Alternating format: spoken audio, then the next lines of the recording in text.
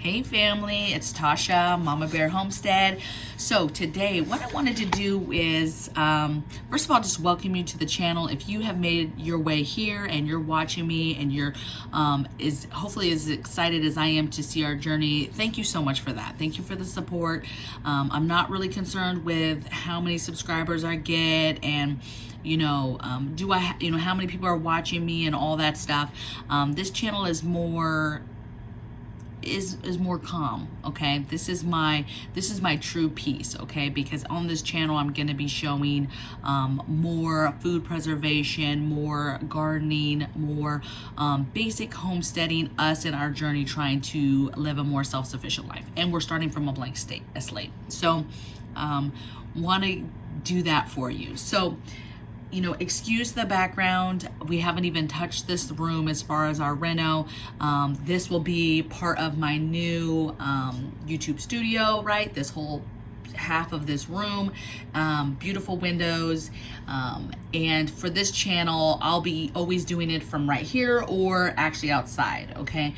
So next video, I'm actually going to be talking about, really showing you that blank slate I'm talking about. I'm actually gonna walk you around, give you a tour of the outside of the side area and the backyard, the majority of it, so that you can see, hey, it's a basic backyard, right?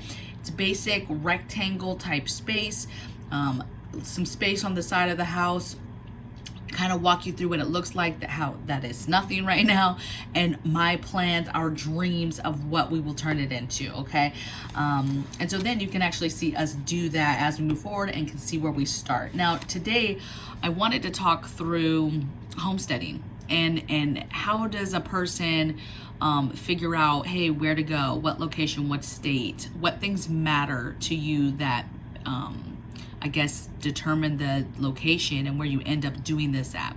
Now, what I will say is, first I want to talk about our decisions, right? It's no secret on my other channel, Mama Bear Prepping, I've discussed our struggle to figure out where we were supposed to go, right? We were in the military, we were coming to the end of our careers in the military and retirement, and it was becoming, what state, where do we go? We owned this home in Washington State, and it became, okay, where do we go? We're gonna go there, we're gonna get the house ready, we're gonna sell it, this home that I'm talking about, we're gonna sell it, and then we're gonna skedaddle, right? We're gonna go and of course, like everybody else, this romantic, we're gonna get 40 acres, we're gonna get all this land, we're gonna get, a big homestead property, we're gonna do all this stuff, and obviously there's things that we want, right? Hopes, wants, dreams, needs, things that are, I guess, your must-haves, right? When you're buying any kind of home, you have your must-haves, things that you have to have in order to, close the deal and buy that home. And so it was no different. But I personally was praying for over a year. I've been praying, God, tell me what to do. Tell us what to do. Give us a direction. Give us any kind of snippet of where we're supposed to go. And we were, in the meantime, while we're praying, we are looking at homes in several states, you guys. We're watching videos of what's the best states to homestead, what's the best laws, the things that were our must-haves, right? We're shopping around all these different states. We're emailing friends. We're asking questions. We're researching. We're doing all this stuff. But in the meantime, I'm getting crickets from God. We are getting nothing, right? And I talk to him daily, right? He gives me guidance all the time, tells me stuff all the time. And to not hear and get anything and receive anything back, I was like, okay, we make it back here. Now I'm really stressing because I'm like, are we supposed to stay here? Are we supposed to go somewhere? And if we're supposed to go somewhere, stuff is so crazy that, time is of the essence as well. We need to turn around right after we just moved here. We need to turn around pretty quickly and get the ball rolling in regards to going somewhere else. And again, was getting nothing. And then, we came back here and there was all types of stuff to do. And it just hit us like a ton of bricks. It hit us both. I think it hit him before me. And we just realized, wow, I think we're supposed to stay here. I think we're supposed to stay in this house, in this location, in this crazy state. And a lot of people were fearful for us, right? A lot of you reached out personally in emails and all types of stuff and like, please don't stay in Washington State. Please don't tell me you're staying there. Started sending me almost immediately policies, guidance, laws, all types of stuff, right? And so, you know, obviously we took all that in, we take in everything. We've been researching, obviously, this state as well as other states this entire time, right? Because you have to figure out where you're at, what you can do. And so it became really fine tuning that, because we had already really done the research to figure out what we were allowed to do on this property where we're at. The blessing is this location is not in the city limits. We are close to a city or a town. Really, it's not really what I would consider a city, but we're in like an unincorporated land, and so we have we fall basically under county type laws when it comes to different things. So our for right now, this is it. This is our long-term game. There's no plans to go anywhere else. There's no plans to go any other states. There's no plans to keep this for 10 years and then go somewhere else. We will stay here until the end, unless, of course, God gives us direction to go somewhere else down the road. But right now, this is it. And so we're going to build this up. And we're going to make this fit our hopes and dreams, right? And our wants and needs. It's important for us to figure out how we can do that here with moving towards self-sufficient and having some of those entities or things that people talk about when they talk about homesteading, right? People talk about having animals and growing their own food and being and preserving that food and living off the grid in regards to, okay, their toilet system or their water or whatever, right? Well, clearly we're close enough that we are on city water, we're on water, we are on our own septic, so that's obviously off grid, that's all us. And of course, we're on the grid. We have power here. We have gas. So it becomes, you know, what are the things that we do to prepare the property and prepare us for off grid, right? Moving it towards that direction. Okay, and so that's kind of where we're at with that. So let's talk about some must-haves. I think that it's important that two things, and I don't know if these are myths or what you would call them, but all locations have pros and cons. Every single person that's watching this, whatever your situation is, you live in an apartment, you live in a house, you rent, you own, whatever, every place has pros and cons of, hey, that would be obviously better than this other place, right? So are there better locations than, say, our, you know, half an acre we're trying to make work? Absolutely. Are there worse places? Absolutely. So you have to work with what you have. What I would urge you to do is, obviously, if you're in an apartment, you need to get somewhere.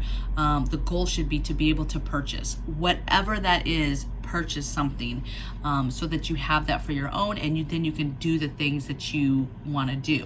And don't think, hey, it has to be some big 40 acre, 20 acres, even 5 acres. Just something's a home for you and your family, and then it has some sort of backyard, something to work with. It doesn't have to be that big, is what I'm saying, okay? You can do things with your little bitty backyard, okay? Go up, right? Go vertical. So this is, and then the second thing, we'll do that, and then I'll give you guys my must. The second thing is, you know, no place, in my opinion, is safer than the other. And I say that because for a long time we were like, we want red state, we want a red state, you know, laws, policies align more with what we want. But no place is safe, you guys, okay? Everywhere is subject to laws changing, governing type things, all of that, okay? And all you can do is do your best to get out of where you live the stuff that you are wanting, the must-haves that are important to you, okay? And so let's walk through those. So some of our must-haves were water is a huge concern for me, how to procure it, how to get it, water, huge for me, okay? And I'm gonna tell you how I kind of gone through evolution with that, right? Excuse me. Before I wanted water, I was like, I need land, And I need to have 2 or 3 natural resources of water, right? Land with maybe a creek, obviously a well already established, maybe 2 wells, maybe there's a pond, maybe it's close to a river, but I wanted several ways of water. And I'm having to rethink that, but I'm very, very satisfied in my current location with the amount of rainfall that we get, and making that is a source of water. Okay, so we have water storage, we have that, and I have all types of creative ways that I'm going to bring water onto the property to keep water, okay, and have water and continuously have water. Okay, next thing was chickens or small animals. You know, our dreams have personally never been to have some huge farm with cows and all this stuff. The biggest our dreams have really gotten for us as far as animals, because I'm not a huge farmer or animal person in regards to outside animals and seeing myself do that, but I've always been interested in smaller stuff. We thought about a couple goats or pigs for some sort of income, but predominantly we've always thought smaller stuff. We've thought rabbits, we've thought chickens, we've thought quails, we've thought turkeys, right? Smaller type stuff, okay? And all that became is, can we do that, can we not? And so laws, for example, we can have chickens, we can have some of these animals we want, so okay, great, there's a compromise. We can homestead, we can have some sort of self-sufficiency happening in some regard with some animals, okay? Next thing was gardening, okay? Gardening space. Is there space there to be able to grow our own food, you know, produce some sort of food forest? Is that possible? That's what we needed. Obviously, if you bought 40 acres, you have plenty of land to do that, but really you don't need that much land, okay? If you are smart about your layout and how you do things. Laws, right? Building laws, what you could do. There's a lot of laws that come with buying a place, and you know what you can build, what you can put on it. And actually what we're finding out is there's way more laws for open land places that we were looking at, right? We hit a lot of walls when we were looking at certain states for building stuff and coming up and hitting walls with certain things, okay? And so what was interesting is, you know, for what we want to do, we haven't hit any walls, okay? We haven't hit any walls with structures we plan on building, add-ons we plan on doing, sheds, whatever, greenhouse, all the all the measurements and the size of things that we want to do is all doable, all permittable, easy day, okay? So that's exciting. But other laws we looked at how military friendly states are, because we're both retired military. You know, what tax breaks can we get? What other breaks can we get for being in the military and being disabled from the military? Obviously defensive tools laws, right? 2A laws, medicinal stuff, building codes, what's allowed, right? We did all that. We found out that we can build a well here. We don't have a well, but we are allowed to do a well here. So that was exciting, that could be an option for where we live.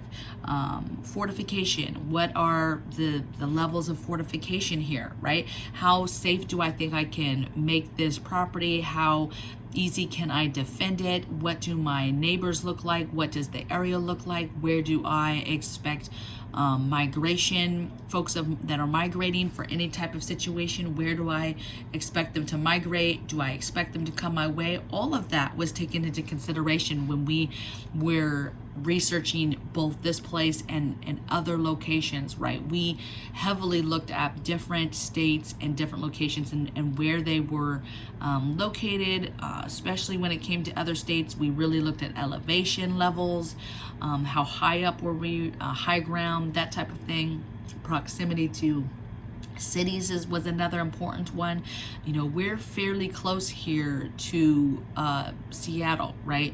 And we're not too close, right? But, you know, when you think about migration, you know, what direction do I think people are going to go, and how do I think that that's going to affect me, right? Or migration, and that's migration of nice people and bad people.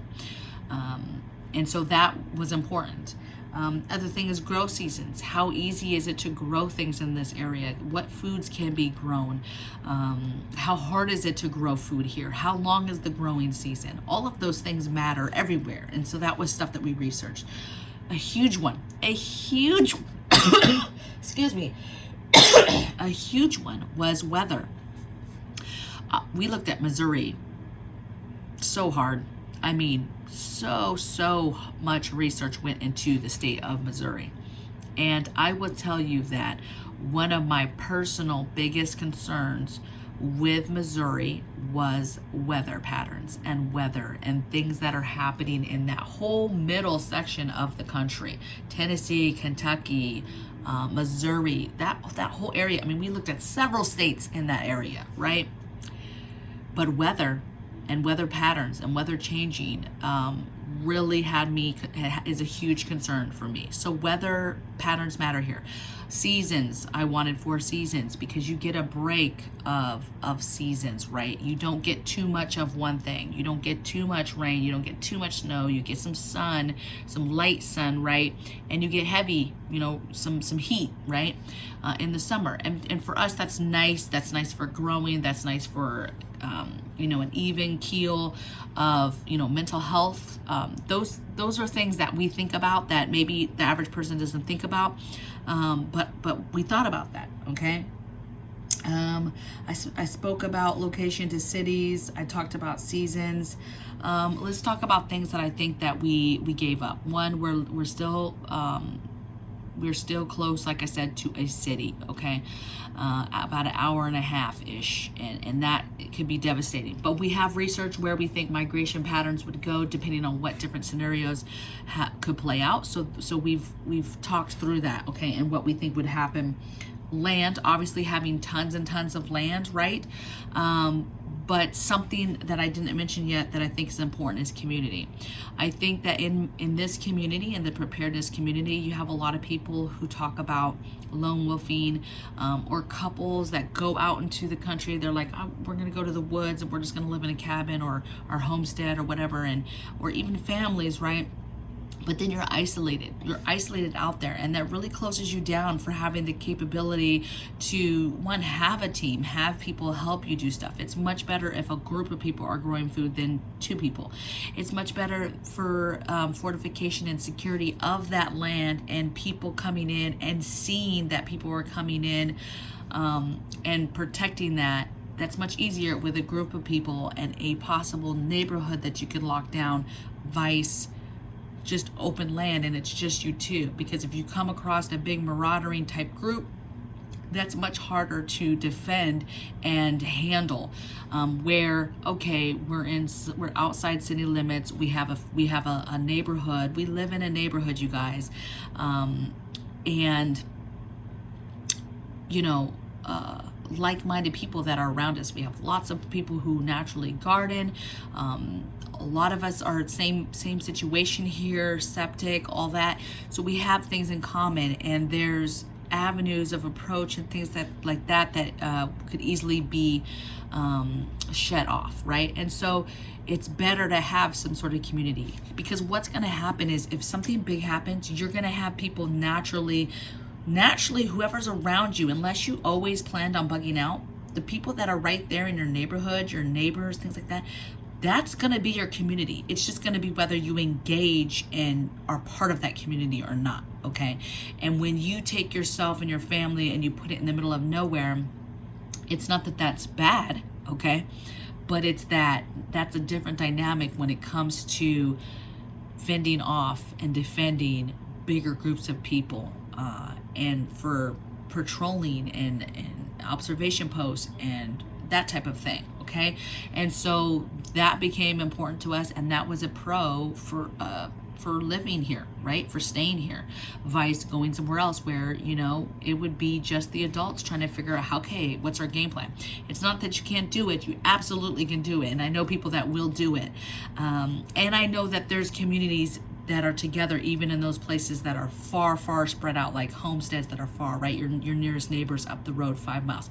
I get that there is still community in that, right? That you guys just aren't on top of each other, which is great. But it could be harder still to defend, even with you and your neighbors who are all 5 miles apart, and protecting land and blocking off land and keeping people from doing certain things. That's all I'm saying, okay? So again, there's no safe place. There's pros and cons to everything. And you, as somebody who wants to live, be more self-reliant, self-sufficient, and live like this, you got to figure out your must-haves, and what's going to work and what's not going to work. I gave up wood. Okay, one of the biggest things about property was, hey, we wanted something with like 3 resources of water, and we wanted wood so that we could procure our own wood from our own land and not have to worry about getting it from anywhere else. And so that's a big thing of giving up a thing, but it becomes your must-haves, what's important. And obviously if we went somewhere else, that would be something that if we purchased again, if in the future, if we left this place and moved, we would still be looking for those things, okay? But what I'm saying is, at the end of the day, you have what you have, and you have to make that work. And we will make that work. We do make that work, okay? Other thing that I gave up, obviously red state, but to me, what I'm learning is, yeah, there's red states, blue states, all that good stuff, right? But there are good people and people that are like-minded all around you in all different colored states, okay? So there's liberals in red states, and there's a ton of conservatives and like-minded people in these blue states. There's tons of people around me right now that are like that. Remember, the majority of what makes those states a certain color are the cities that are found within those states. The cities that have the millions of people within that state, and it's just a numbers game, and that's what color the state ends up being, okay? But trust and believe that there are tons of patriots. There's tons of God-fearing people, good citizens, good people that are in all states, okay? And there's like-minded people that prepare, that garden. I'm finding out here, there is a lot of neighbors that garden, huge gardeners, okay? And so my fear before was like, oh, well, if you live in a neighborhood and you're the only one gardening, like that makes you a target. Well, guess what? Just get out and about. And I'm finding out there's tons of gardeners around me, okay? So just, you're gonna figure out what is gonna work for you, but you've got to personally figure out what's your must. You can watch 1,000 videos that say, hey, the 10 best states to homestead, or hey, these are the things that you must have if you want to homestead. Yes, there's some things that will make things easier for you by knowing the laws and knowing things before you execute and make moves, then absolutely, right? It's horrible if you were like, your dream was to have a tiny home on some land. You move to a state that has some crazy law that says, no, you've got to build, you can't have any, pre-made sheds and pre-made, you can't bring on a mobile home or a tiny home, right? You can't bring a structure on that's on wheels, right? So those are the things you need to think about, okay? Restrictions on building, restrictions on things that matter to you, okay? So I don't know. I just wanted to kind of start this channel out with giving you guys kind of some insight of why we ended up here. Mostly because I want to explain why we're homesteading and things that matter to us in our decisions, but also to put some people's hearts at ease that were worried for me, that were fearful the minute that they heard me say we were actually going to stay here, okay? But God is good. God has our back. He's never let me down. There's no fear, and I feel great. And the minute that I realized there was a reason why he wasn't directing us to something else, so much peace of mind came down. All that stress of like, oh, I got to figure it out. I have to figure it out. I have to figure it out. I have to know the answer. Where are we supposed to go? Tell me. The minute I stopped doing that, everything has fallen into place on making sense, on things that I thought we couldn't do here. Things are falling into place, and it's becoming like, wow, this place is actually, and this decision is actually fitting really, really well with the things that we want to do and that we feel are important for us and our family. So I would love to hear your thoughts below, your thoughts on homesteading, your thoughts on different states. I'm a firm believer that it is what you make. Things are what you make it, okay? And so, a lot of people get depressed about, oh, I gotta leave, I gotta get out, I gotta go here, I gotta go there. Yeah, if you're in a big city, you should leave or work on going somewhere else. But don't think that you have to have 40 acres out in the middle of nowhere to make it happen, to make your dreams happen. That's all I'm trying to say. And I'm excited to show you guys, you know, our journey and how we're gonna do that. So hopefully I'll see you guys on the next video. I'm gonna do the tour on the next video. So next Friday, I'll be doing the walkthrough with you guys so you guys can see what I'm working with, my thought process on where I'm gonna put different things, where I'm gonna locate things. I'm gonna walk through septic wise, you know, places that I'm gonna have to be careful of, and thinking about future, you know, problems and issues that might come up, and how that plays with the layout of you trying to, you know, grow food and have chickens and, you know, have a greenhouse and have different things, right? Have solar, have, you know, a shed for, you know, or an area for gasifier and things like that. Okay. So I hope you guys enjoy this new journey with me, and I'll see you guys next week on the next video. Take care. Bye.